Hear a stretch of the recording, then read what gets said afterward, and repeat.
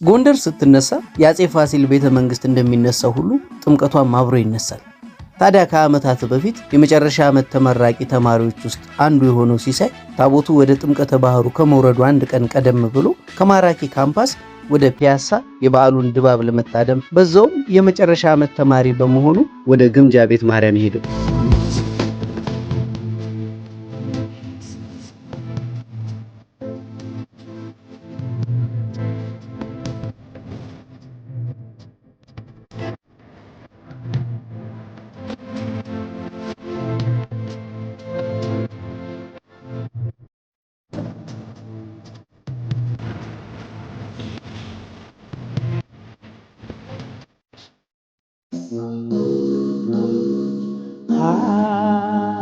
ኃይል ሲገለጽ በሰማይ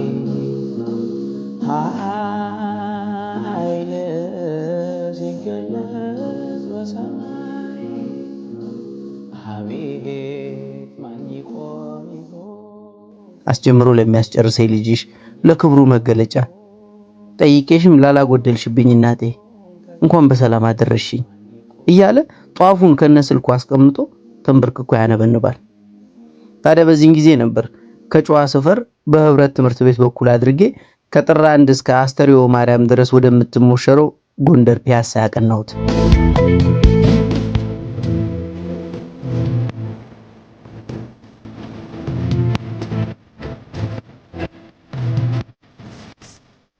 ቀኑ ደስ ይል ነበር።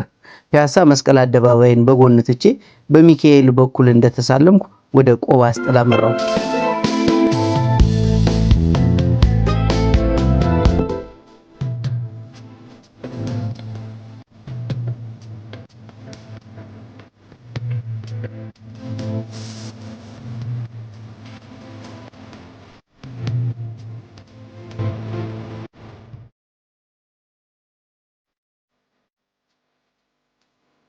ሚካኤልን፣ ጊዮርጊስን፣ ተክልዬንና አደባባይ ኢየሱስን በቤተ መንግስቱ ዙሪያ ተሳልሜ ማጠቃለያ ወደ እናቴ ዕቃ ግምጃ ቤት ማርያም የጃን ተከልን በር አልፌ እየሄድኩ ጎንደርም ፋሲለደስም ምንኛ እንደተሞሸሩ እያስተዋልኩ ነበር ከደጃው የደረስኩት።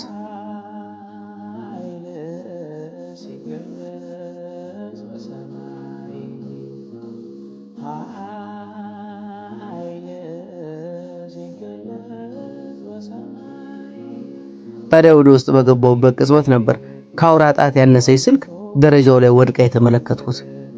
ግራ ገብቶኝ ዞር እያልኩ በድንጋጤ አንስቼ ኪሴ ውስጥ ጨመርኳት።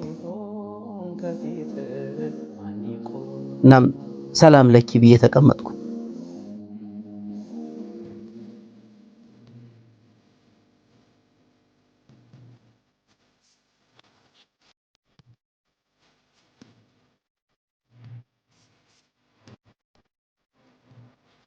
ስልኳን በድንገት መንጫረር ጀመረች።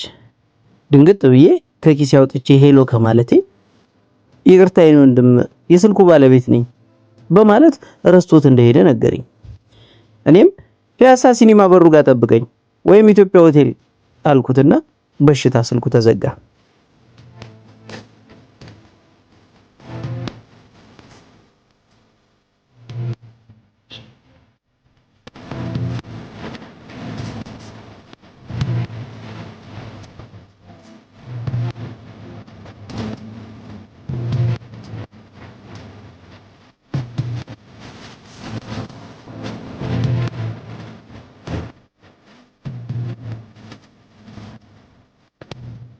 ሲስ የአዲስ አበባ ልጅ እንደሆነና የመጨረሻ ዓመት ተማሪ መሆኑን ነገረኝ።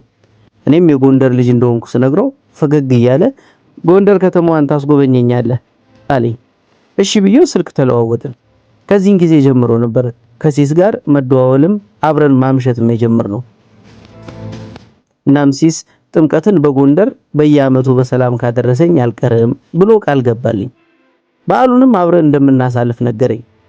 ታዲያ ለጥምቀት ያልሆነ ቀሚስ አይደል የሚባለው? ጥምቀትም በጎንደር እኛም በጃኖ ደምቀን ከዓመት ዓመት እሱ እንግዳ እኔ ተቀባይ ሆነን ማክበር የጀመርነው።